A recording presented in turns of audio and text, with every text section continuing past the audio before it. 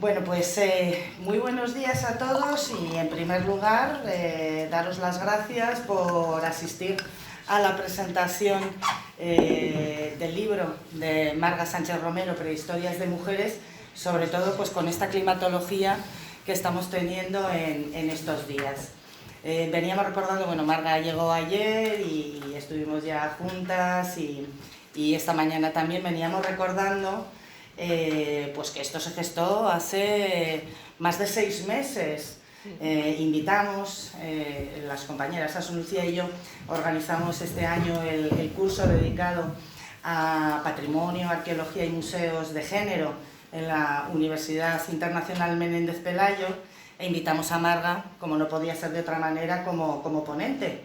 Y después, pues tomando unas cañas allí, ¿verdad?, con todas las compañeras, pues nos empezó a hablar de su libro y en ese momento ya le dijimos: tienes que venir a Altamira a presentar el libro cuando ya esté lanzado, porque en ese momento, bueno, pues estaba escrito, pero todavía proyecto, no estaba editado, etc. Con lo cual nos hace especial ilusión recibir hoy a Marga. Yo creo que Marga es conocida por todos y todas quienes nos acompañáis hoy. Se demuestra la cantidad de gente que tenemos. La verdad es que los perfiles, las facetas de Marga son múltiples, además de ser catedrática de prehistoria, arqueóloga. Actualmente también es vicerrectora de Igualdad, Inclusión y Sostenibilidad, todo ello en la Universidad de Granada.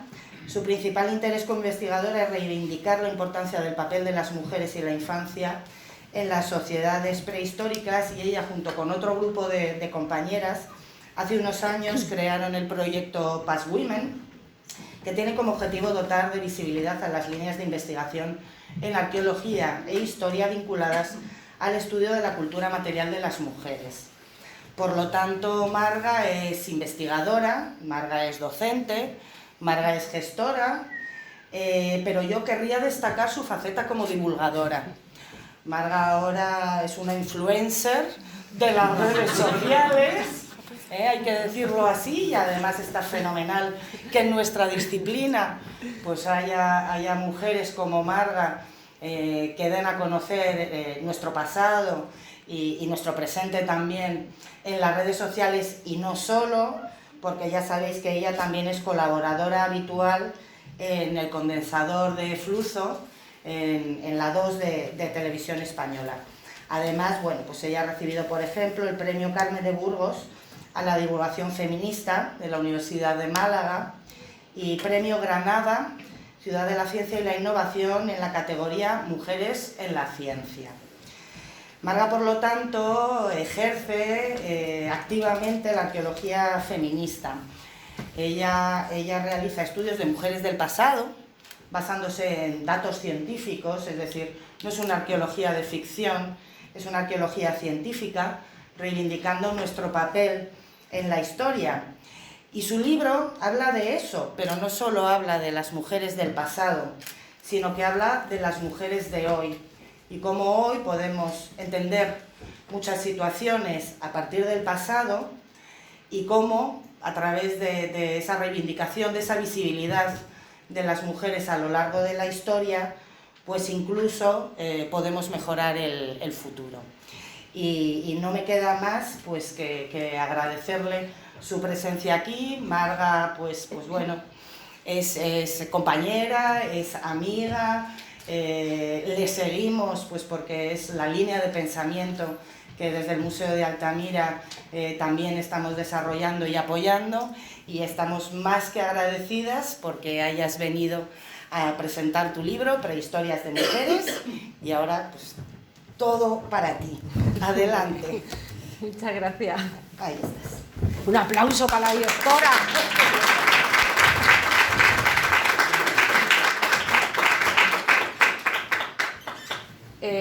Muy buenos días. Oye, a ver qué me... Ahora.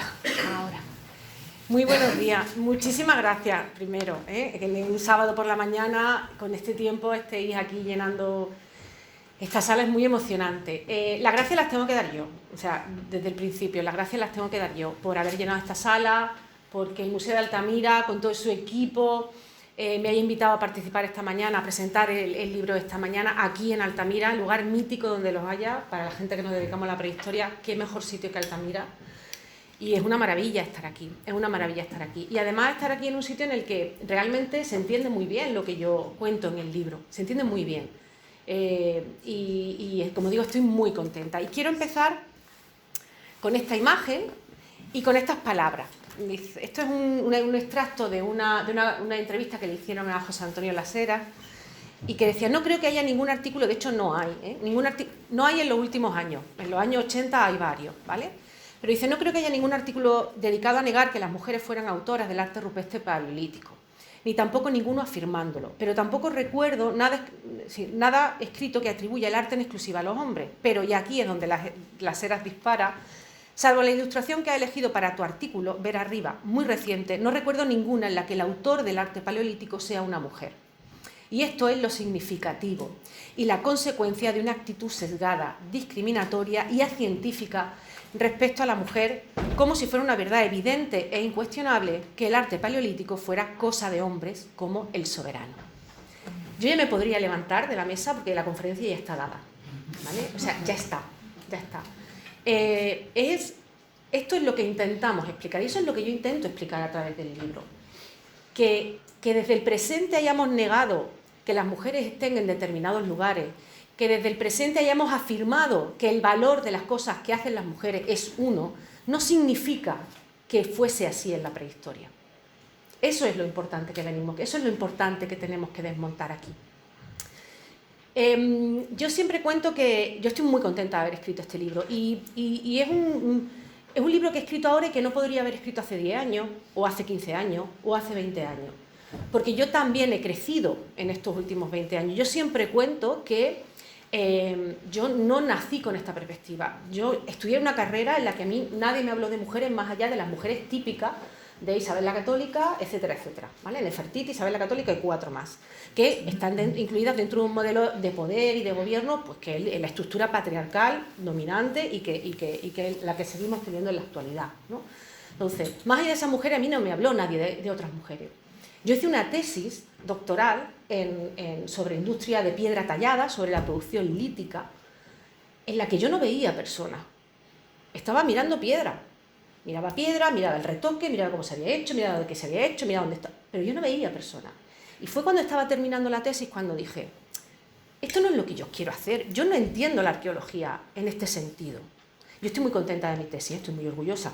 A mí me sirvió mucho, la tengo publicada, o sea, yo estoy muy contenta de lo que hice con ese trabajo durante 4 años de mi vida y a mí me dio mucha seguridad y me dio mucha disciplina. O sea, no, yo estoy feliz de haber hecho esa tesis que hice, pero me di cuenta, y yo creo que las tesis sirven para eso también, de lo que no quería hacer, de lo que no quería seguir haciendo en investigación. Porque lo que yo quería era ver gente, ver que me explicaran. Yo estaba estudiando arqueología y estaba estudiando las sociedades prehistóricas para conocer a las personas que estaban ahí detrás, para que me explicaran ese proceso lento, largo, de llegar a donde hemos llegado, ¿no? Esta sociedad, que no es evolución para mejor. Algunas veces no mejoramos, algunas veces no mejoramos, sobre todo cuando hablamos del bienestar de la gente, ¿no? No mejoramos. Pero yo quería ver a la gente que estaba ahí detrás. ¿Por qué? Porque yo creo que la arqueología es un poderoso instrumento de transformación social. Yo hago arqueología porque intento, no digo que lo logre, pero yo quiero transformar la sociedad en la que vivo. Y ahí la arqueología me ayuda. Porque la arqueología durante mucho tiempo, como vamos a ver, ha sustentado discursos en los que las mujeres y los hombres no son iguales. Ha sustentado esos discursos. Desde el 19 ha sustentado discursos de desigualdad entre mujeres y hombres. Ha dado más importancia a lo que ha entendido que han hecho los hombres, y ha dado menos importancia a lo que ha entendido que han hecho las mujeres. Y eso ha sustentado la desigualdad que sigue existiendo. Pero la arqueología científica, la arqueología que se dedica a las sociedades de la prehistoria, puede desmontar el mismo instrumento que monta desigualdad, el mismo instrumento que es la disciplina que yo quiero, la disciplina que yo amo, es capaz de desmontar esos discursos con la ciencia, con el registro arqueológico, con el dato científico. Y eso es lo más bonito. Yo quería hacer eso. Así que bueno, hice unas cuantas páginas al final, hablando de mujeres, me fui a hablar con una profesora de la universidad, con Cándida Martínez, que es profesora de Historia Antigua, le dije, dame alguna bibliografía. Empecé a leer 5 páginas, al final, no creáis que hice mucha... Pero, claro, planteándome, oye, y no, esto más allá no deberíamos plantear quiénes están haciendo, si las mujeres, porque esto es como, toda la industria lítica, toda la producción lítica estaba muy vinculada a lo masculino, no podríamos... Y en el tribunal hubo más de una y más de 2 personas que me dijeron que qué pena, que hubiera estropeado al final la tesis con esas páginas, porque la tesis estaba muy bien, pero claro, que qué necesidad tenía yo de ponerme a hacer ese tipo de cosas que, bueno, que entran dentro de la ficción, como bien has dicho tú. Y entonces en ese preciso momento dije, va, aquí se acabaron las piedras, yo voy a empezar de nuevo. Y me fui de postdoctoral a empezar de nuevo. Yo no he vuelto a mirar una piedra. Yo, en las excavaciones que hago, yo no estudio la industria lítica, porque decidí que eso era una etapa de mi vida, pero que iba a seguir por otros lados. Y empecé de nuevo. Por eso yo muchas veces lo cuento esto para que la gente que cree que elegir el tema de tesis va a ser lo que le marque de por vida, no. Lo que te marque de por vida es lo que vayas aprendiendo y las decisiones que vayan tomando, pero que no pasa absolutamente nada, porque yo empecé de nuevo. Me fui al Reino Unido, a la Universidad de Durham, que era donde, bueno, yo quería un país anglosajón que en estas cuestiones estaba un poquito más adelantado, y bueno, pues allí estuve unos cuantos años formándome y, como digo, empezar de nuevo. Pero no os creáis que yo empezar de nuevo fue como que de un día para otro yo estaba súper segura de todo lo que hacía, tenía muy claro todo, no. O sea, esto ha sido una carrera de inseguridades hasta hace relativamente poco tiempo, porque también es verdad, bueno, que esto, pues en principio a alguna gente le puede parecer simpático, ¿no? ¡Ay, qué mono! Lo que estudian las mujeres en la prehistoria. ¡Ay, qué interesante!, ¿no? ¡Qué curioso! Hacían cosas las mujeres en la prehistoria, ¿no? Se ve. O la infancia, que fue el segundo paso que di, ¿no? Pues tan invisibilizadas están las mujeres como lo está la infancia. La infancia no vemos niños y niñas en las sociedades prehistóricas y también dan mucha información, como veremos. Pero era como, esto es muy simpático, ¿no? Esa es la historia lateral, esta historia como paralela. La historia buena es esta que está en el manual. Pero hoy está muy bien que tú hagas estas cosas porque como que son curiosas y no, ¡ay, qué simpática! Y yo dije, no, perdona, yo no estoy haciendo esto por ser simpática. Yo estoy haciendo esto porque estoy viendo realmente que las mujeres de hoy día, las mujeres del presente, estamos vinculadas, seguimos influenciadas por esos discursos que se hicieron en el 19 sobre las mujeres en la prehistoria. Claro, todo esto ha sido, como digo, un crecimiento. Yo, de hecho, cuento, y lo cuento en el libro, que a mí al principio decir que era feminista me daba miedo. Ojo, cuidado, ¿eh? O sea, yo no decía que... Yo hacía estudios de género, porque lo del feminismo a mí me daba cosita, porque vaya que se creyeran que yo odiaba a los hombres, porque como se ha puesto de moda decir que las feministas somos mujeres que odiamos a los hombres y que queremos lo peor para ellos, yo he de decir que a mí los hombres me encantan. No todos, también os digo, pero me gustan los hombres, claro que sí. Además, son muy necesarios en la construcción de este camino de igualdad. Pero al principio he de confesar, porque yo creo que hay mucha gente a la que le pasa también que como soy feminista, uy, cuidado, a ver esta, ¿no? A ver por dónde me va a salir. No, pues sí, soy feminista, porque lo que quiero es contribuir a lograr la igualdad real y efectiva entre mujeres y hombres, que todavía no lo somos.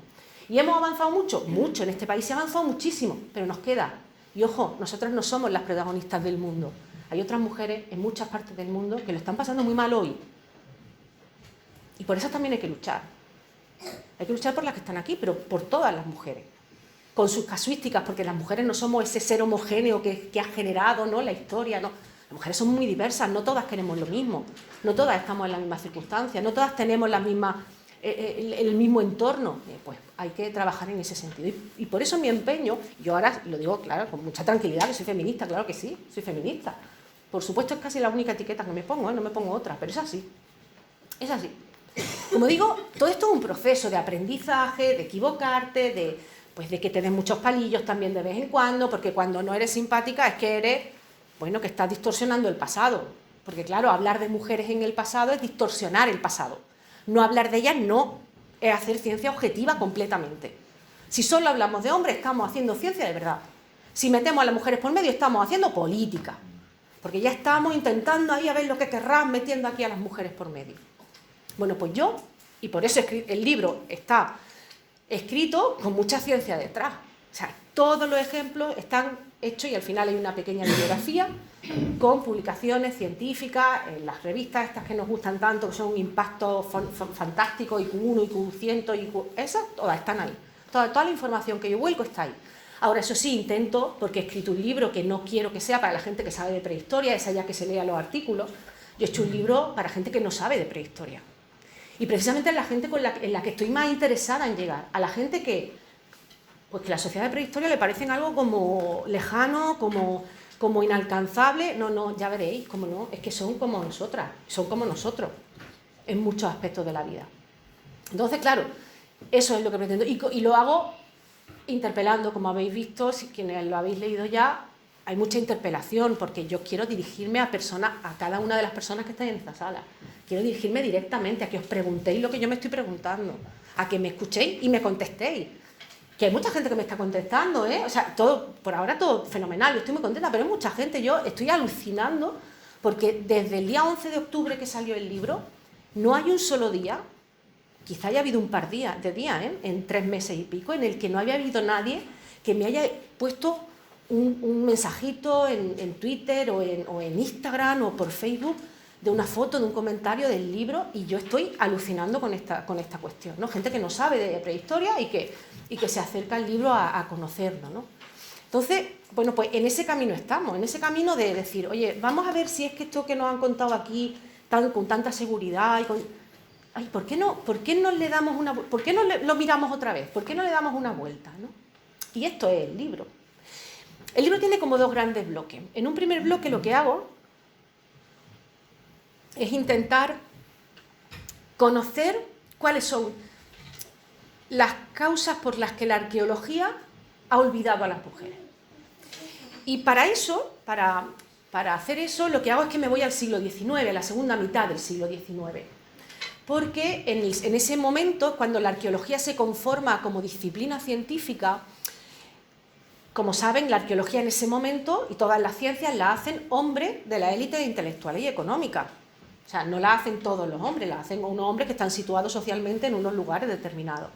Claro, esos hombres, cuando se ponen a hacer arqueología y a preguntarle a las sociedades del pasado por las circunstancias, por esa forma de intentar explicar el mundo en el que viven, a las sociedades del pasado les preguntan por cómo se construye el poder y cómo se mantiene el poder, cómo se construye la jerarquización social, qué papel juega la violencia y el conflicto en el mantenimiento del poder y de la jerarquización, cuáles son las tecnologías, claro, que apoyan todas estas cuestiones relacionadas con el poder, la metalurgia, la propia industrialítica. Claro, preguntan por eso a las sociedades del pasado, no preguntan por las mujeres. ¿Por qué van a preguntar por las mujeres si las mujeres en el siglo XIX no son socialmente importantes? Si ni siquiera pueden votar, ¿qué importancia pueden tener lo que hayan hecho las mujeres a lo largo de la historia si en ese momento no son relevantes? Por tanto, las mujeres no están en el discurso que se empieza a hacer en el siglo XIX. Y cuando están, lo hacen de manera muy estereotipada, en el sentido de blancos y negros, ¿no? Tú no estás aquí, como veremos, o tú eres esto. ¿Eres esto o es lo otro? Y, por ejemplo, el mejor caso de estudio que podemos utilizar para este tema son precisamente las denominadas Venus paleolíticas. La primera Venus que aparece es en el yacimiento de Lorellí-Bas en 1868 y es, si la recuerdan, la de Lorellí-Bas es una adolescente, es una chica, no tiene brazos y es una figura absolutamente, no tiene rasgos sexuales marcados, es una adolescente. Pero claro, yo entiendo que cuando a las cosas hay que nombrarlas, es la primera representación humana que aparece del paleolítico, en la prehistoria en general. Claro, cuando no sabes cómo llamarlo, tienes que llamarlo de alguna manera. Yo digo, si hubiera habido un buscador de estos de internet en el momento, hubieran puesto mujer desnuda antigüedad y le hubieran dado al buscar, te hubiera salido la Venus de Praxíteles, que fue el elemento al que recurrieron. ¿Recuerdan la Venus de Praxíteles? La que sale del baño, la que se tapa con la mano, con el pecho. Hay varias versiones, en una se tapa solamente la vagina, en otra se tapa el pecho. Esa, claro, es una mujer que la llaman la Venus púdica de Praxíteles.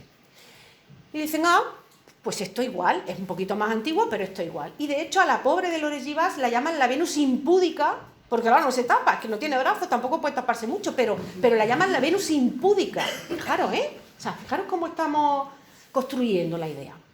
Y claro, a partir de ese momento es verdad que al principio no cala mucho el discurso, porque hay otras figuras que se llaman dama de, la mujer de, pero oye, a partir de la Segunda Guerra Mundial el término de Venus cala y se queda fijado en el imaginario colectivo de manera brutal. Y hoy, aunque en ningún artículo científico encontremos el término Venus, porque no lo encontramos, si mañana sale una figura de este tipo, todos los medios de comunicación, en periódicos, en la tele, la van a llamar Venus, seguro, seguro. ¿Y qué pasa cuando llamamos? Pues te puedes decir, bueno, hija mía, qué exagerada eres tampoco, porque han puesto Venus, pues ya está. Pero, ¿qué nos viene a la cabeza cuando hablamos de Venus? Nos viene un cuerpo desnudo, un cuerpo sensual, un cuerpo relacionado con la sexualidad, con la reproducción. Y claro, si todas las figurillas femeninas del Paleolítico correspondieran a un mismo modelo, pues bueno, lo podríamos poner, bueno, sí, se relaciona con la reproducción.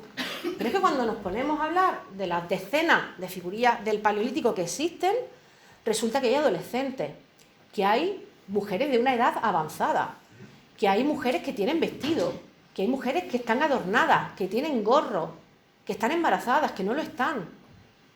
¿Y a todas las vamos a explicar de la misma manera? O sea, tan científicos y tan científicas que somos, que esa diversidad de cuerpos de mujeres, ¿las vamos a explicar todas igual? Pues yo creo que estamos perdiendo información si las metemos a todas en el mismo saco y decimos, Venus, va, reproducción, ya está en la casilla, ya lo tenemos, clic, ya está. Habrá que seguir indagando, habrá que seguir preguntándose qué significan esos gorros, esos adornos, esos vestidos, esos cuerpos, porque no representan a una mujer solo como la de la Venus de Willendorf que tenemos aquí detrás, ¿no? La he puesto porque es muy curioso el caso. Esta es una artista italiana que en el proceso de creación de una de sus obras artísticas pues utiliza la imagen de esta figurilla paleolítica y sube su proceso de creación a Facebook. Y Facebook la censura por pornográfica. Y dice, no, ya sabéis, cuerpo desnudo femenino, malo, ahí hay peligro. Entonces, la censura. Es una cosa anecdótica, puede ser, ¿no? Porque estos son los bugs estos de la internet y, en fin, las cosas estas que tienen que van identificando y van borrando imágenes y tal, eso. El algoritmo, que no me sale la palabra, el algoritmo. Pero claro, estamos volviendo a esa idea. O sea, esta mujer estaba representando pornografía hace 16.000, 17.000, 14.000, 20, todas están representando eso. De hecho, algunas se la llaman, bueno, son casi pornográficas, perdona, pornográfica, una figura de hace 30.000 años, una figura de hace 20.000, una figura de hace 10.000. ¿De verdad podemos utilizar el término pornográfico para esas sociedades?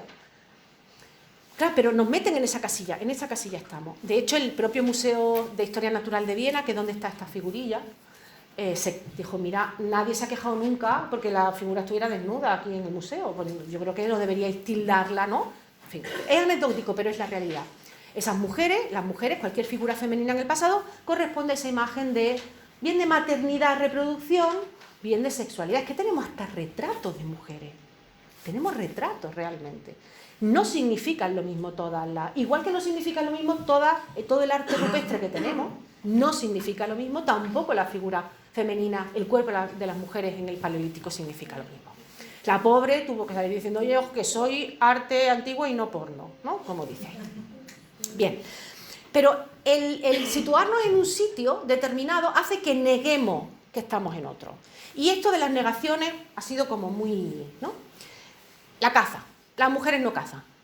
Fijaros, es curioso porque esto responde claramente a la situación social y política de después de la Segunda Guerra Mundial. Esa idea de que las mujeres no cazan no la encontramos fácilmente, o sea, no la encontramos antes de la Segunda Guerra Mundial, ni al principio de la no, la encontramos justo después de la Segunda Guerra Mundial, porque es cuando ya saben que muchas mujeres se han incorporado a las fábricas y han estado trabajando en fábricas en Estados Unidos, y está ahí Rosy, la fresadora, y están, ¿no? Estas imágenes, y cuando la Segunda Guerra Mundial acaba y esas mujeres tienen que volver a sus casas, se produce un fenómeno muy curioso, porque claro, a estas mujeres, ojo, a estas mujeres que son las mujeres blancas de clase media, las mujeres afroamericanas y las mujeres pobres han trabajado en fábricas siempre, Pero es que esto iba dirigido a un target muy determinado, que eran esas mujeres que eran de clase media, que no habían trabajado en una fábrica en su vida, porque además toda la vida le han dicho que eso no era sitio para ellas, que ese era sitio para otras, pero para ellas no. Bueno, pues esas mujeres que quieren que se incorporen, que no sé si han visto documentales de actrices de Hollywood, al lado de una máquina, diciendo, si te recoges el pelo así, estará muy bien porque seguirás manteniendo tu feminidad, que es muy importante, pero no te vas a enganchar con una máquina, ¿no? O sea, que esa idea de, bueno, pues este es un sitio que es bueno para vosotras, aunque sea temporalmente, pero es bueno para vosotras. Si se fijan, la imagen de Rosy la fresadora es una señora estupenda, con sus labios pintados rojos, su pañuelo bien puesto, es una señora estupenda, no es una señora ahí que esté, ¿no? ¿Por qué? Porque se le dice, no vaya a perder vuestra feminidad, que es la idea que hemos estado diciendo tanto tiempo. Cuando termina la Segunda Guerra Mundial, hay mujeres que están encantadas con irse a sus casas, pero hay mujeres que dicen, ostras, pues si yo lo he hecho bien y me he ganado un sueldo, ¿por qué me voy a tener que ir? Y hay una vuelta, y la arqueología, la prehistoria es muy importante, a recuperar los temas de quién es el proveedor en las sociedades de la prehistoria, quién provee, quién caza. Porque claro, hemos argumentado que la caza es como el sumum de la prehistoria, ¿no? Porque gracias a la caza comemos, gracias a la caza nos pusimos de pie, gracias a la caza hacemos prensa, o sea, todo gracias a la caza. En un momento determinado en que se publican un montón de artículos científicos, de libros y de congresos que se llaman Man the Toolmaker, el hombre hacedor de instrumentos, Man the Hunter, el hombre cazador, son todos de los años 60, finales de los 50 y 60, que vuelven a insistir en esa idea, ¿no? De el hombre es el proveedor. De hecho, tenemos a las familias más famosas de la prehistoria, que son los Picapiedra, y que reproducen un modelo de familia que es el que está imperando en la familia media americana en el momento, que piensen un momento en cómo son. Yo esto lo digo mucho, lo digo cada vez que lo digo. Nos estamos perdiendo una gran tesis doctoral sobre los Picapiedra. Os lo digo en serio, ¿eh? O sea, alguien tiene que meterse ahí. Yo porque no tengo tiempo, pero de verdad alguien debería meterse ahí. ¿Por qué? O sea, es brutal sociológicamente lo que los Picapiedras cuentan. Los Picapiedras eran una tira cómica de un periódico, una tira de adultos, vamos, que no era estaba pensada para el público infantil. Pero cuando empiezan, después de la Segunda Guerra Mundial, la retoman y construyen la prehistoria perfecta. Es decir, familia media, papá, mamá, el bebé y la mascota, en la que ellas, Betty y Vilma, son maravillosas, porque no me digáis, esta señora, tan monas, tan delgadas, tan listas, porque ellas son muy listas, ellas manejan los electrodomésticos que se lo hacen todo en su casa. ¿Quién no va a querer ser Betty? ¿Quién no va a querer ser Vilma Picapiedra? Perdonadme o sea, seguro que hay. Claro, todas las mujeres, el honey, I'm home, o sea, esto es lo que se quiere en ese momento. Fijaros en Pedro y Pablo. Tela. Robustitos, torpones, se meten en el lío, pero son los proveedores, son los que traen la comida a casa, son los que trabajan fuera y traen la comida a casa.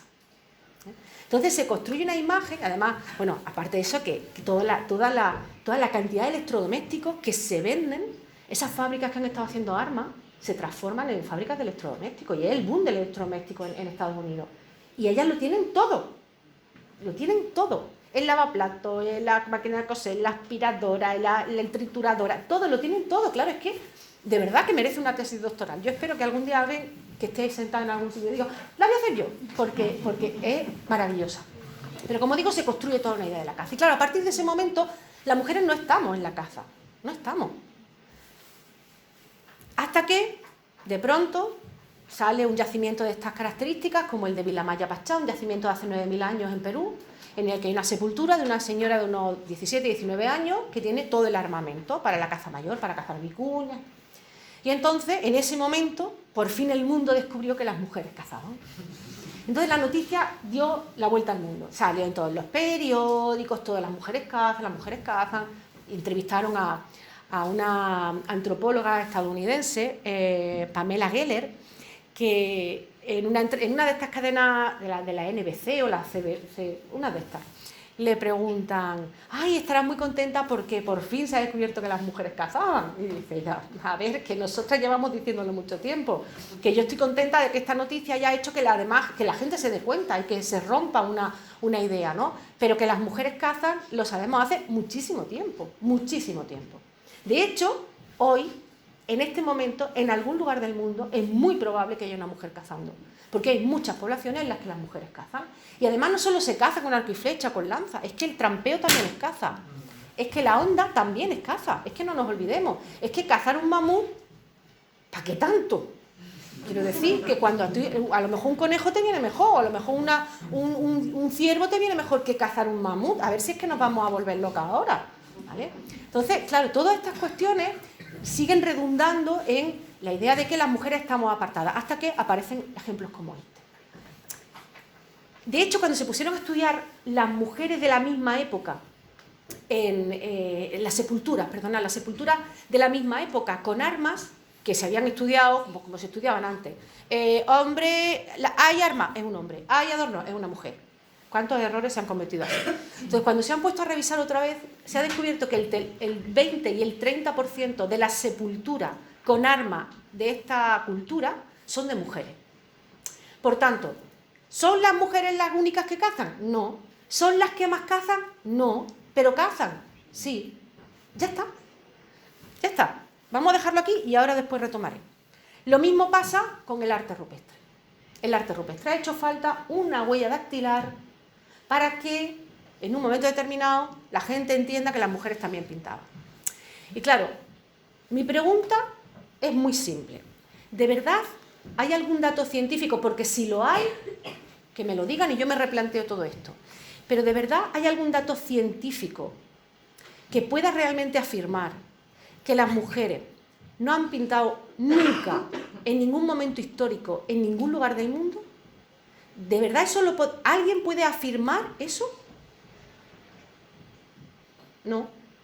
De hecho, ahora mismo tenemos poblaciones en la actualidad en las que las mujeres están creando arte rupestre y lo están haciendo en el entorno, por ejemplo en África, en Mali, lo están haciendo en el entorno de ritos de paso de niñas hasta a la adolescencia, y lo hacen, pintan las mujeres, pintan las niñas, y con una serie de bailes y una serie de cánticos, esas niñas hacen el paso a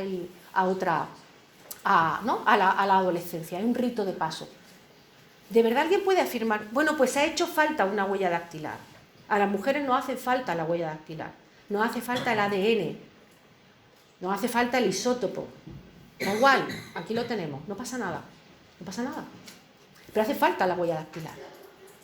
Y aquí el abrigo se llama el abrigo, que es muy curioso, porque además se llama el abrigo de los machos, en Zuero, en Granada. Digo, mira que, no, esto es el karma que vuelve, ¿no? Pues aquí es donde se ha descubierto una huella dactilar de mujer.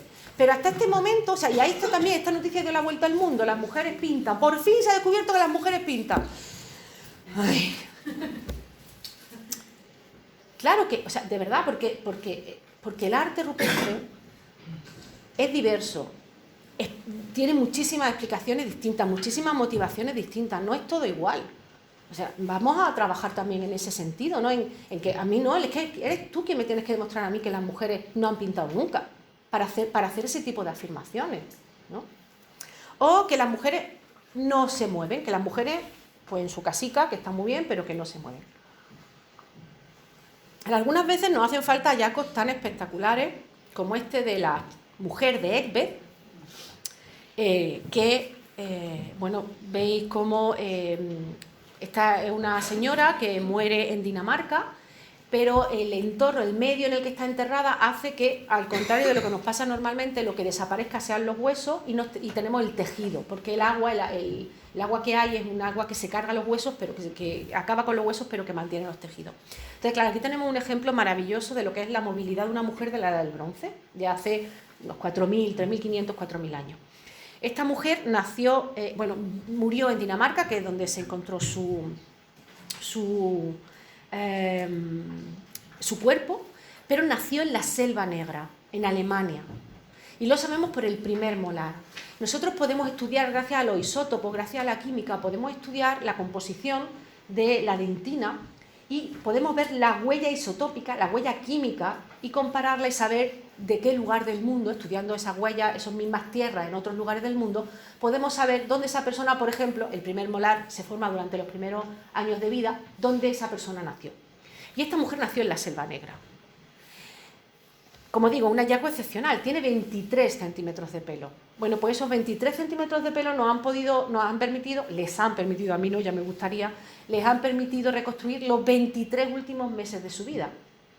Y lo que nos dice el pelo es que viajó entre Alemania y Dinamarca al menos 2 veces. En los últimos 2 años de su vida, viajó 2 veces. Lo que nos dicen sus uñas es que los últimos 6 meses los pasó en Dinamarca porque probablemente caería enferma y allí fue donde murió y fue enterrada como una más de la población en la que estaba, ¿vale? Con toda la parafernalia. Entonces, bueno, fijaros esta mujer que el azar, las condiciones medioambientales han hecho que nos cuente una historia de una mujer de hace eso, 3.500 años, 4.000 años, que nos cuenta una historia de movilidad. Y con ella no viaja solo ella, con ella viajan ideas, viaja tecnología, viaja información. Las mujeres también son transmisoras en esos viajes. Y estamos viendo cada vez que hay muchas mujeres que viajan en la Edad del Bronce, durante la Edad del Bronce, por diversas circunstancias. Bueno, pues esto es mujeres que se mueven. El titular de uno de los periódicos cuando se descubrió esto era La chica Yeye, porque lleva minifalda. O sea, esto es lo más interesante que tenían que contar del descubrimiento de la mujer de Elspeth, que era la chica Yeye de la prehistoria. En fin. Por tanto, hemos visto que las mujeres pintan, las mujeres cazan, las mujeres están viajando, están moviéndose por el territorio, e incluso participan en conflictos bélicos. Yo no estoy especialmente interesada de que nadie participe en un conflicto bélico y ejerza la violencia. No estoy interesada, ni hombres ni mujeres. O sea, que conste, no me parece que las mujeres sean históricamente más relevantes porque participen en un conflicto bélico, en absoluto. Pero, oye, si estaban, ¿por qué las vamos a negar? Si estamos descubriendo tumbas, por ejemplo, esto, voy a hacer un poquito de propaganda porque esto lo cuento en un vídeo que tenemos de una de las cápsulas del condensador de flujo que hemos dedicado este último jueves al armamento y a las batallas. Pues una de las cápsulas que se ha subido cuento precisamente el caso de algunas sepulturas. Fijaros qué cosa de la llanura en lo que hoy es la actual Ucrania, en la que hay sepulturas de mujeres que no solo tienen un montón de armas, sino además huellas de haber ellas participado en una batalla, porque tienen armas defensivas, heridas defensivas, tienen heridas de haber sido atacadas, traumatismos, en fin, muerte en ese conflicto violento, ¿no? Entonces, también están ahí. Me gusta que estén, no es que no me gusta que esté nadie ejerciendo la violencia, pero ¿por qué las voy a negar? Yo no creo que las mujeres seamos pacíficas por naturaleza, ni que tengamos un espíritu mucho más... No, esto es educacional, esto es social, o sea, no nos equivoquemos, ¿no? Pero a pesar de todo esto, a pesar de que podamos demostrar que las mujeres están cazando, están pintando, están moviéndose, están participando en conflictos bélicos, quizá a mí no me parezca lo más relevante de lo que sucede con las mujeres y las sociedades de la prehistoria. Es que no me parece que sea lo más relevante. Estaban ahí, vale.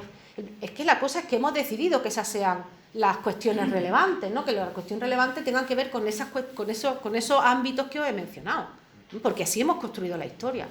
Pero a mí no me parece que sea lo más relevante que hay que contar de las mujeres en el pasado. A mí me parece que lo más relevante, fijaros lo que voy a decir, de las mujeres en el pasado es precisamente donde las hemos situado siempre, pero a las que no hemos mirado nunca, ¿vale? ¿Por qué? Porque las mujeres, históricamente, etnográficamente, en la actualidad, han realizado una serie de actividades, que son las actividades de mantenimiento, que son fundamentales y estructurales en todas las sociedades. Es decir, hay una serie de actividades que las sociedades humanas, si no hacen, se extinguen. Y no tiene nada que ver ni siquiera con la agricultura, porque hay sociedades en la actualidad en las que no hay agricultura, o sea, sociedades que no practican la agricultura. Y no son sociedades que se estén muriendo, ¿vale? O sea, sociedades que sobreviven, que son perfectas, completas y complejas. Hay sociedades en la actualidad que ni siquiera tienen cerámica. Y son sociedades que han pervivido y tienen trayectorias de cientos de miles de años, no nos olvidemos, ¿eh? Hay sociedades en la actualidad que no tienen metalurgia. Y son sociedades que tienen trayectorias históricas muy importantes también. Pero lo que no puede dejar de hacer ninguna sociedad en el mundo es cuidar, es criar, es alimentar, es sanar. Todo eso que hemos estado haciendo durante la pandemia, encerrar nuestras casas, que ya se nos ha olvidado lo importante que era, porque se nos ha olvidado, a las pruebas me remito, todo eso se nos ha olvidado y eso es lo único que las sociedades tienen que hacer para sobrevivir. Pero en esa pescadilla que se muerde la cola, como son actividades que hacen las mujeres, no son importantes. Y como son las mujeres las que hacen esas actividades que no son importantes, las mujeres no son importantes. Entonces nos metemos en ese círculo vicioso, ¿vale? De modo que las únicas actividades imprescindibles son las que menos valor social tienen. Las que consideramos que no tienen tecnología, que no tienen innovación, que no suponen conocimiento, que no requieren experiencia, porque si hablamos del trabajo doméstico en la actualidad, es el trabajo menos valorado que hay. De hecho, la mayoría de la gente lo hace sin cobrar, ¿no? Y es el trabajo peor valorado que tenemos y el peor pagado que tenemos, ¿sí o qué? Es así. Y sin embargo, son los únicos trabajos que son necesarios para la supervivencia. Quiero decir con esto que, ojo, como son tan importantes y vosotras lo hacéis también, pues ya está, con que lo sigáis haciendo, estamos en paz. No, no. Esto tiene un desarrollo un poco más largo, ¿vale? Que veremos al final. Pero vamos a empezar a verlo, ¿no? Las actividades de mantenimiento, como digo, son todas esas cuestiones que tienen que ver con eso, con la alimentación, con el... Y en prehistoria hay una actividad que no podemos situar, porque nosotras cuando hablamos de actividades de mantenimiento, lo hablamos en el contexto del trabajo doméstico más cercano, eso que es tarea, que es el trabajo que no se cobra, ¿vale? Esa labor, la tarea. En el contexto más cercano de las poblaciones de la prehistoria, ¿no? y de cualquier sociedad. Por tanto, hay una actividad que solo funciona así como actividad de mantenimiento en la prehistoria y ya no vuelve a funcionar más como actividad de mantenimiento porque rápidamente se integra en cuestiones relacionadas con la producción más comercial, en el sentido comercial de compra-venta, de intercambio, de tal, ¿no? Que es el textil. Pero yo no puedo dejar de poneros este ejemplo porque es que me parece que además estamos descubriendo cada vez más de este tipo de hallazgos y este tipo de explicaciones que le podemos dar a estos dientes ahora, lo estamos descubriendo cada vez más yacimientos arqueológicos. Y a mí me parece muy reseñable porque nos demuestra cómo el cuerpo nos está hablando, ¿no?, de qué se hace. Estos dientes pertenecen a 3 mujeres del Castellón Alto de Galera, que es un yacimiento de la Edad del Bronce, un yacimiento argárico de la Edad del Bronce en Andalucía. Y son las huellas de utilizar la boca como una tercera mano para el textil, para el trabajo textil. O sea, tú tienes las 2 manos, te pones el hilo y vas trabajando y fijaros la cantidad de trabajo que tiene que darse para poder hacer este tipo de huella, que es que esto ya duele, esto ya ha llegado a un momento en que seguro que está doliendo. Bueno, pues esto solo aparece en 3 mujeres y aparece mucho más suavizado, es decir, en proceso en algunas otras mujeres de edad que son más jóvenes, ¿no? Es un proceso más largo en el que, bueno, pues tenemos esos dientes. Estamos empezando a verlo en otros yacimientos argáricos, estamos empezando a verlo, yo por ejemplo, un yacimiento que llevamos muchos años excavando, que es una necrópolis megalítica, la de Panoría, también tenemos un ejemplo de uso de los dientes para el textil, para algún tipo de fibra. Bueno, pues el textil, lo pongo de ejemplo, como digo, solo funciona así en la prehistoria. En la prehistoria es el único momento en el que esto se realiza, pues desde el tejido al vestido, se realiza todo en el ámbito doméstico. Luego ya hay, incluso en el propio mundo íbero, ya adquiere, digamos, el tejido y haces tú el vestido en casa, pero ya no tienes que fabricar el tejido, ¿no? Pero cuando todo el proceso se hace en la prehistoria solamente. Pero me resisto a no contarlo porque es una actividad que es absolutamente compleja, muy compleja, el tejer, con un aparataje y unos telares y además una tecnología que cambia con relativa rapidez, hablando en términos prehistóricos. Entonces, bueno, que es una tecnología muy viva y que supone innovación constante de esa producción, ¿no? Bueno, pues aquí está y la están haciendo las mujeres. En todas partes del mundo, puedo decir, como tengo estos 3 dientes, puedo decir que en todas partes, en todos los yacimientos arqueológicos, todos los asentamientos, son las mujeres las que tejen. No, no. Puedo decir lo que lo hacen aquí. Aquí. En otro sitio no lo sé, habrá que investigarlo, pero aquí se lo están haciendo, por tanto, pues vamos a enseñarlo, ¿no? Vamos a decir que son las mujeres las que lo hacen esta tecnología y, por tanto, démosle esa carga de tecnología y de conocimiento que tienen. Pero sobre todo a mí me interesa otras cosas, ¿no? Aquí tienen una escena de parto, un parto íbero. Esta escena a mí me gusta contarla porque los partos se nos olvidan. O sea, no pensamos en un parto en la prehistoria. ¿Por qué? Porque los partos salen bien, la mayoría de los partos salen bien. Aquí estamos, si no hubieran salido bien la mayoría de los partos, pues probablemente no estaríamos aquí. O sea, los partos salen bien, pero a veces no.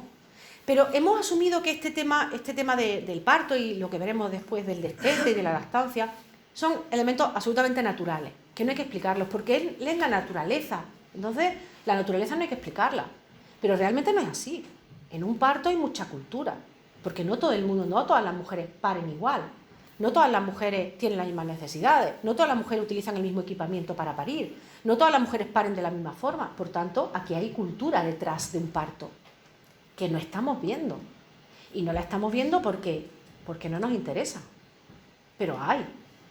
De modo que, por ejemplo, por eso pongo este ejemplo del parto, de un parto del mundo íbero, porque cuando nosotras, ha estado hablando antes Pilar de Past Women, ¿no? Past Women es una plataforma que en un momento determinado, sobre todo desde recursos de imágenes, pero en un momento determinado, porque la hicimos muchas compañeras que nos dedicamos a la prehistoria desde la universidad, pero también desde los museos, desde la didáctica de las ciencias sociales, en fin, desde muchos lugares distintos, nos dimos cuenta que por mucho que nosotras investigáramos y publicáramos en buenas revistas, luego llegábamos a los sitios y las mujeres seguían sin aparecer. O sea, estábamos generando conocimiento que no llegaba a la gente. Y dijimos, y bueno, y nos hartamos de quejarnos. O sea, sí es verdad, vamos a seguir quejándonos, por supuesto que nos vamos a seguir quejando, pero vamos a ser proactivas. O sea, la culpa también puede, ¿no? Vamos a hacer nosotras, si nada más que nos quejamos y no actuamos, pues, oye, pues también se nos podría achacar algo. Pues bueno, pues vamos a generar. Entonces generamos esta página web donde lo que hacemos es que nuestras investigaciones, y por eso somos gente desde el Paleolítico, y ahora ya en los últimos años también estamos metiendo el mundo griego y romano, lo que hacemos es generamos imágenes basadas en nuestras investigaciones. Todo lo que hay aquí es ciencia. Entonces, por ejemplo, a mí me gusta contar que esta imagen, que además el último capítulo del libro empieza así, empieza contando la conversación que tendrían quienes participaron en la creación de la imagen, que son desde el Instituto Andaluz de Arqueología Íbera, Carmen Rísquez, Carmen Rueda y Ana Herrán. Desde la parte antropológica, Pachuca de Miguel, que es una antropóloga física, que es profesora de la Universidad de Alicante, pero ella es asociada porque su profesión es ser matrona. Ella ve partos todos los días. Y luego la tercera pata, que es Carmen Ruiz, que es la autora de la imagen, Rumor, conocida como Rumor, que la elegimos porque es una persona que representa con cierta realidad, ¿no? esas imágenes. Y la conversación entre las tres de ese primer boceto que presentó Carmen era, pues bueno, yo tengo la imagen justo anterior, ¿no? Y entonces había mucha sangre. Y decía Pachuca, en ese momento ya no hay tanta sangre. Si hay mucha sangre es que hay un problema, tenéis que quitarla. O también decía Pachuca, la barriga, le habían puesto todavía una barriga embarazada. Y dice, no, si el niño está saliendo, la barriga está más baja. No está plana, pero está más baja, quítale. O había puesto la llama, aquella no vea, aquella era un incendio forestal. Oye, bájale que se van a asar, ¿no? O el agua echaba humo. El agua tiene que estar templada, pero no puede estar hirviendo. Si está hirviendo no sirve de nada, ¿no? Pues todos esos detalles, o mira, desde el punto de vista, oye, pues poner en la estantería tenéis que poner una granada, y tenéis que poner este esboto, y tenéis esta cerámica hay que ponerla de esta manera. Entonces, en ese conocimiento conjunto se construye esta imagen, ¿vale? Cuando hablo de los partos, yo tengo muchas compañeras que son antropólogas físicas y me dicen, Marga, es que no hemos visto los partos, es que los partos que han salido mal no los hemos visto. Salió un parto que fue muy relevante en 2004, se publicó en 2004, salió a finales de los 90 y era en un yacimiento del Cerro de las Viñas, de la Edad del Bronce, en Murcia, en Lorca, que es un parto, y yo lo cuento también ese ejemplo en el libro, es un parto complicado, un parto estócico, porque la criatura lo que hace es que saca el brazo, y claro, en ese momento no hay conocimiento para poder sacar, que el parto vaya bien. Y de hecho, lo que hay en la sepultura es que el niño, o la niña, que no sabemos lo que es, saca el bracito y se queda el brazo entre las piernas de la madre y, bueno, pues la madre muere por desangramiento y el niño por paro cardíaco, porque no hay solución médica en ese momento, no hay conocimiento médico. Pero en el libro cuento como muchos siglos después, en el siglo X después de Cristo, un enterramiento en la necrópolis de Fitero, que es un monasterio que hay sepultura, hay una mujer que ha pasado exactamente por lo mismo. O sea, es el mismo tipo de parto y está exactamente los mismos restos allí. Y claro, yo digo, es que estos son experiencias vitales. No podemos entender que la gente de la prehistoria eran animalillos que parían de cualquier manera. Esa gente se asustó mucho cuando vio aquello. seguramente se asustaría. Habría muchas emociones, mucho desgarro, mucho sentimiento de pérdida. O sea, el sentimiento de pérdida existe en todos los lugares del mundo. No vayamos a creer que la prehistoria no existía. ¿Por qué no iba a existir en la prehistoria? Pero sobre todo lo que hemos hecho es que lo hemos negado.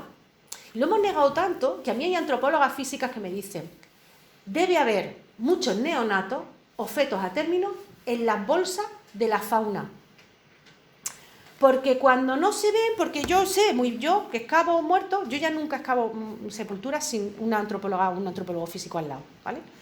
Porque además el tipo de contextos que yo estudio, que son contextos megalíticos, pues son osarios y son huesos. Entonces ahí necesitamos siempre. Pero yo he excavado muchas veces sepulturas en las que, como arqueóloga, que no soy especialista en antropología física, pues puedo saber cómo es la pelvis, puedo saber, identifico, las marco y tal.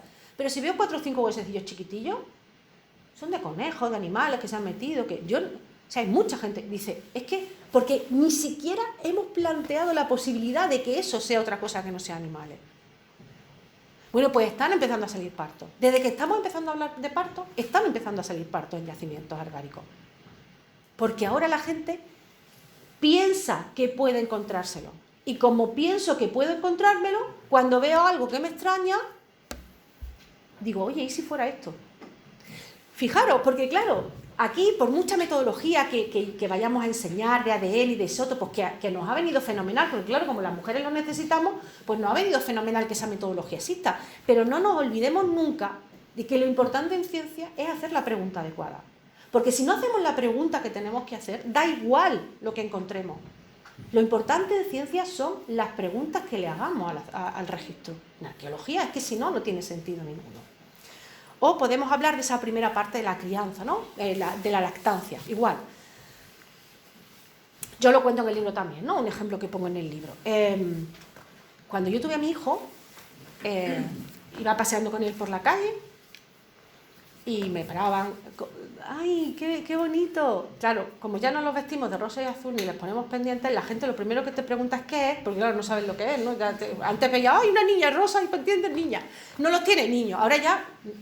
Claro, muchas veces también preguntamos por los nombres y tampoco nos dejan los nombres muy claros lo que son. Entonces, pues ya se genera más tensión, ¿no? Pero después de aclarado ese punto, a mí mucha gente con la que yo no tenía confianza realmente, me preguntaba si le estaba dando el pecho al niño.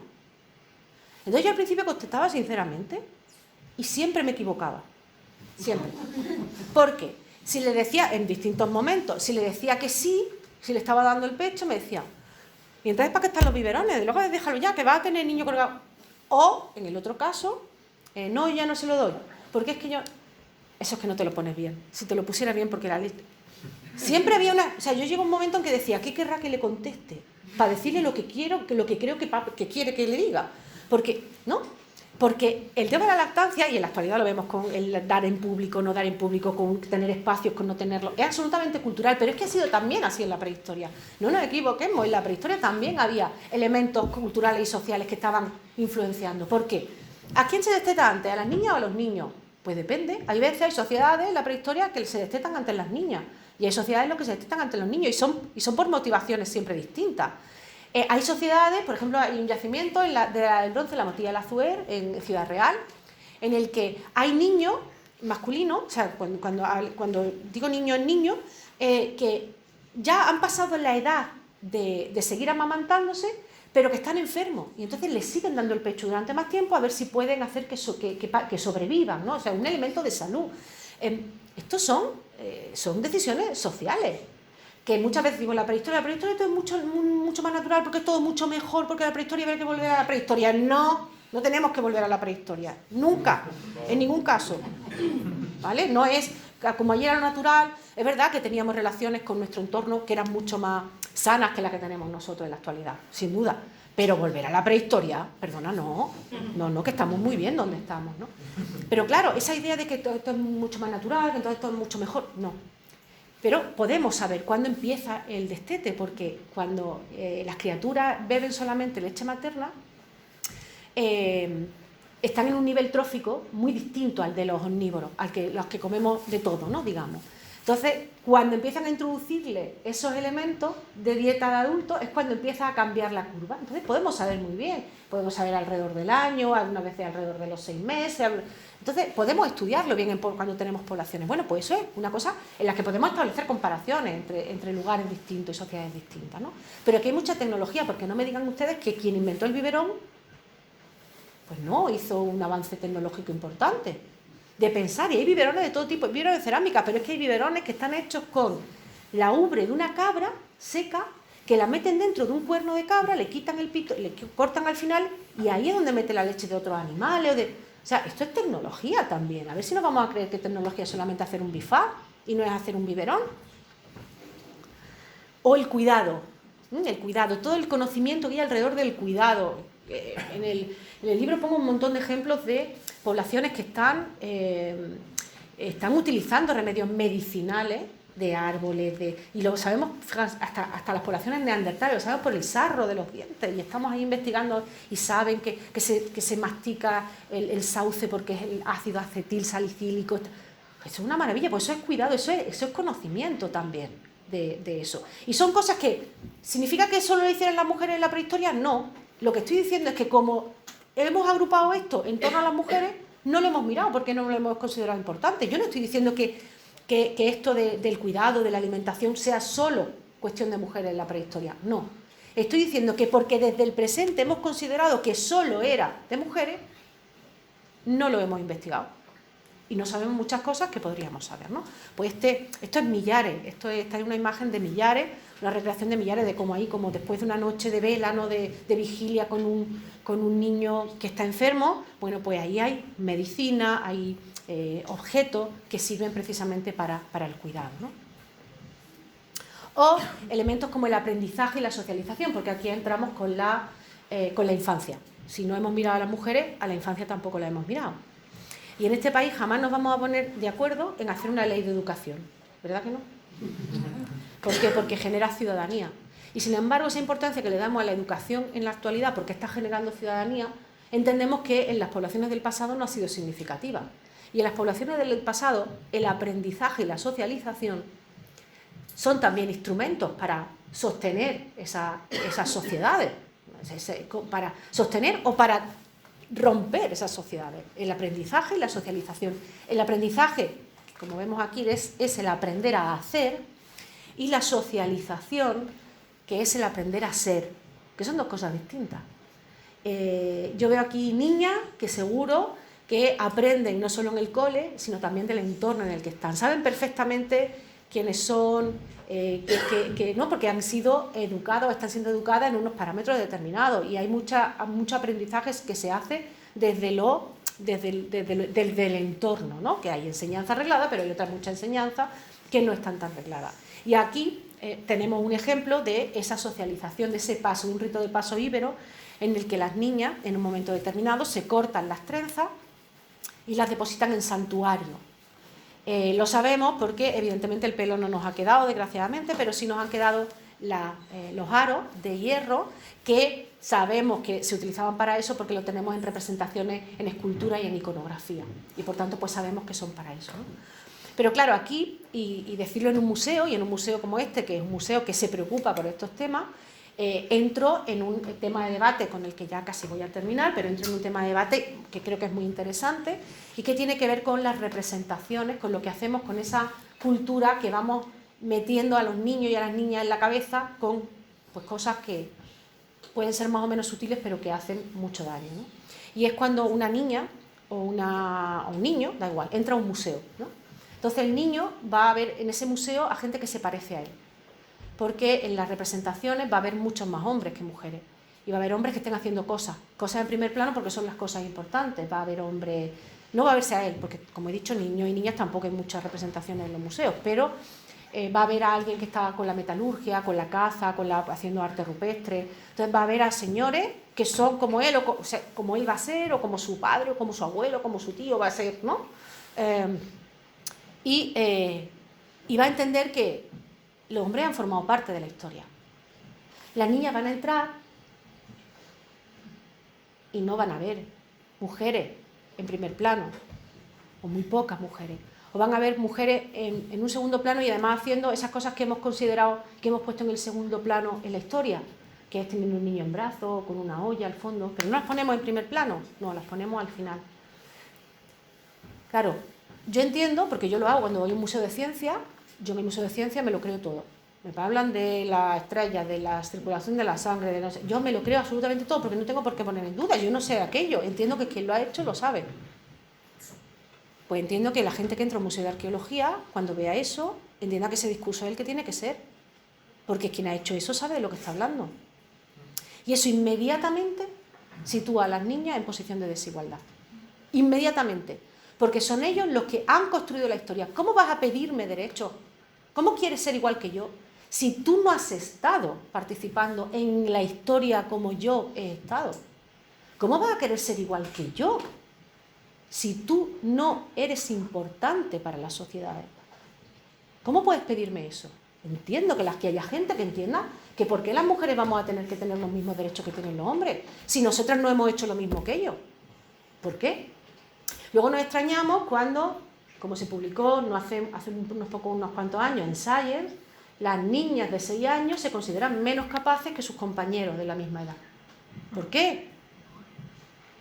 Porque se lo estamos diciendo. Se lo estamos diciendo todos los días. No solo en los museos, se lo estamos diciendo en muchos sitios, ¿eh? Pero el ámbito que nos compete son los museos. Entonces, hacer un buen trabajo. Yo tengo muchas amigas directoras de museos y muchas amigas pero claro, esto no depende solo de las personas que estén ahí, es que esto tiene que ser a nivel más global. Yo hace unos pocos meses di una charla a la gente que se dedicaba a la divulgación en los museos estatales españoles, los 16 museos estatales. Estuve dando esa charla y se lo decía. Si es que yo no estoy intentando culpabilizar a personas en concreto, estoy culpabilizando al sistema. O sea, no a personas en concreto. No se trata, y hay mucha gente. Claro, lo que no puede ser es que un museo haga actividades o tenga esta perspectiva porque hay una persona en ese momento que esté interesada y que cuando esa persona se vaya y llegue la siguiente, si no tiene esta conciencia, no lo haga. O sea, esto no es un ámbito de persona, esto es una cuestión de sociedad, ¿no? Entonces, insisto en que es muy importante que estemos comunicando una historia en la que las mujeres juguemos el papel que hemos jugado. Es que no solo es injusto socialmente, es que es falso históricamente. Y por tanto, pues tendremos que trabajar también en ese sentido, ¿no? Y ya para terminar, pues quiero terminar con esta imagen. Nosotras en Past Women tenemos todos los años un calendario que hacemos, y además es un calendario en el que no solo, en nuestras imágenes no solo hay mujeres, ¿eh? Hay imágenes en las que solo hay mujeres, pero nuestras imágenes son muy diversas. En la sociedad son niños, niñas, ancianos, personas con distintas capacidades. En nuestras imágenes está toda la población representada, ¿no? Pero bueno, es verdad que este año, la del mes de abril, de Paula López, que es una imagen que representa una de los lugares de Altamira, y hay una mujer que está pintando Altamira, porque las mujeres también pintaron en Altamira. Muchas gracias.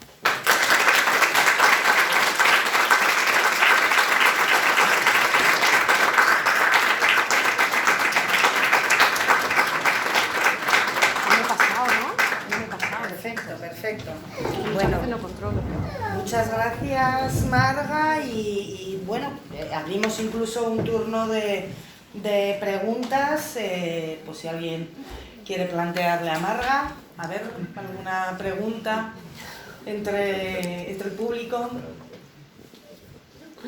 Sí, tampoco pasa nada. No pasa nada, sí. Hola. Hola, ¿qué tal? Yo quiero preguntarte si tú piensas que todas las sociedades del pasado eran patriarcales o machistas, digamos, o eso es un discurso que se ha fabricado pues, desde nuestro punto de vista actual. Porque bueno, sabemos que los romanos sí que eran patriarcales, pero hay muchas más.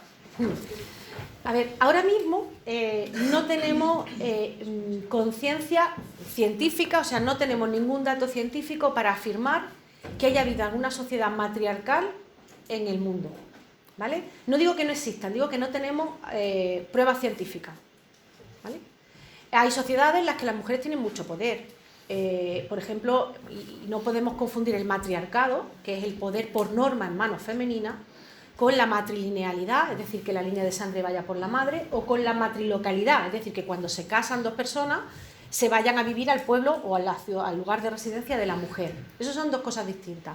Pero no tenemos realmente pruebas científicas de que haya habido un matriarcado en ningún momento histórico. Pero es verdad que la historia se ha escrito desde sociedades patriarcales. Y claro, en el mundo el patriarcado tuvo que empezar, por patriarcado entendemos el poder por norma en manos masculinas, ¿vale? O sea, que no significa que no haya habido mujeres poderosas, pero lo ha habido en un entorno en el que, bueno, pues lo son porque no hay más remedio, o porque, pero no porque por línea de sangre, por ejemplo, se merezcan serlo, ¿no? Que es la...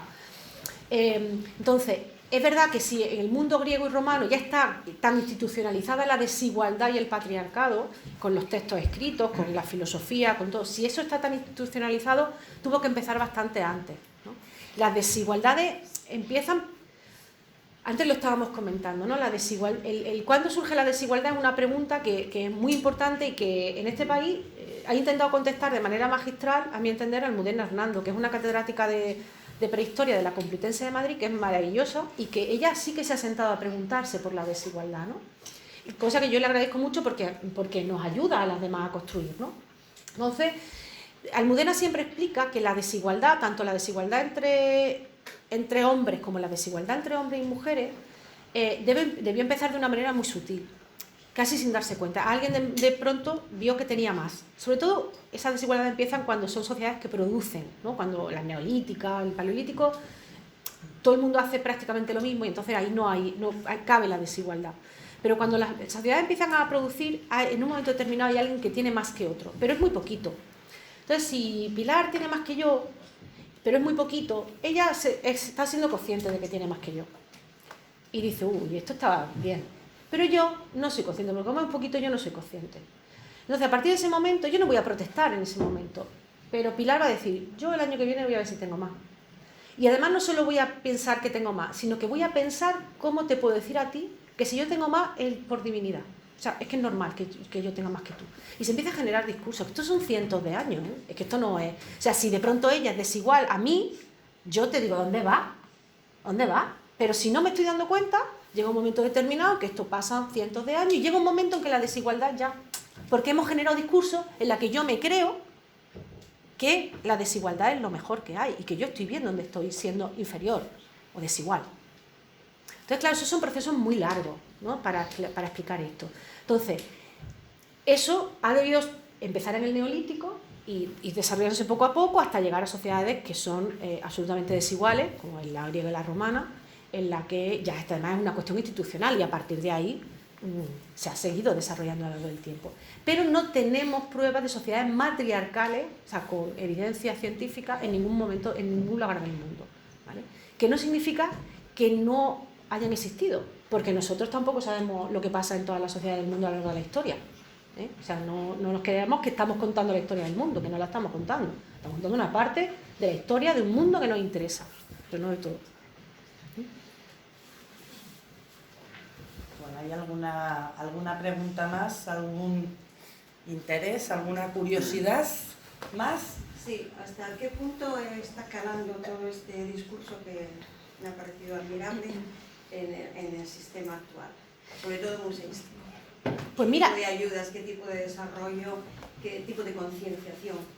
yo creo que hay mucha conciencia, yo creo que sí. O sea, a ver, no es comparable en absoluto el momento actual en el que estamos con el momento, pues, hace 25 años, 30 años, cuando yo empecé. O sea, no tiene nada que ver. La academia ha cambiado radicalmente. Yo, por ejemplo, en clase cada vez tengo más chicos en la asignatura. Yo doy una arqueología de género y yo cada vez tengo más chicos porque entienden que esto tienen que enterarse también. O sea, que es que esto es información y es relevante y entonces no se van a perder, porque esto se lo cuenta muy poca gente.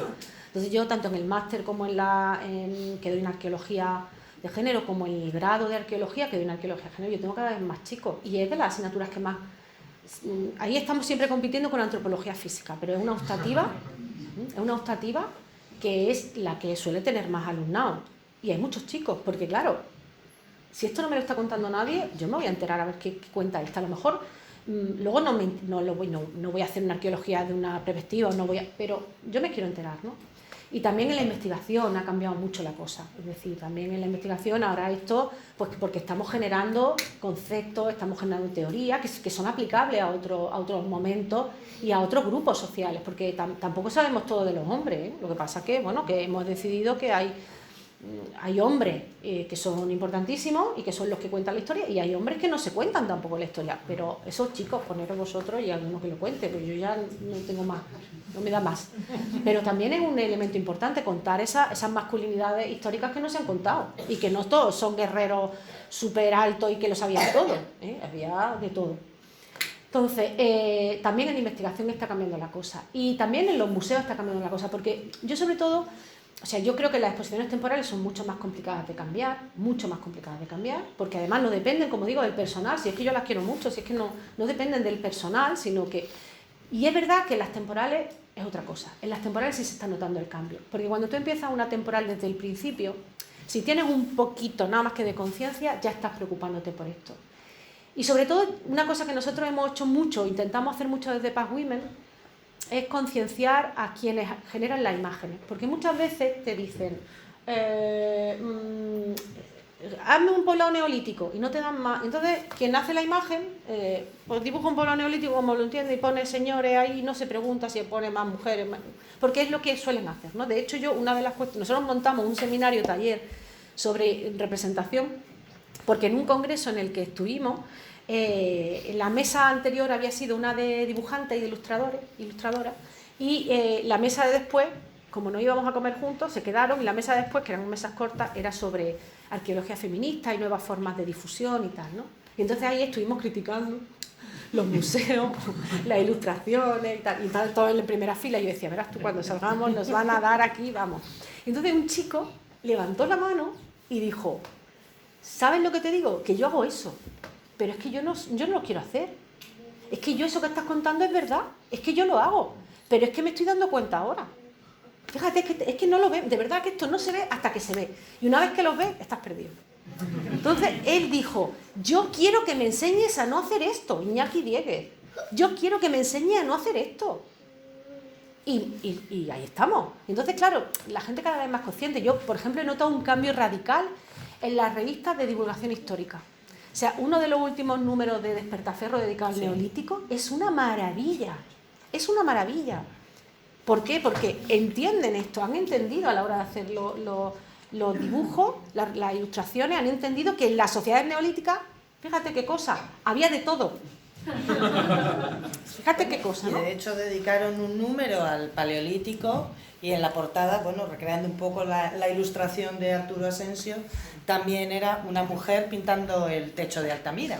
Efectivamente. En la misma revista. Yo creo que vamos avanzando. Eso no quiere decir que no haya que confiarse, porque no nos podemos confiar nunca en esto, porque hace falta, como decía Simone de Beauvoir, hace falta una crisis para que las mujeres nos volvamos a dar las pasos atrás. O sea que, y también es verdad que porque se está trabajando bien, ahora las voces en contra se rearman.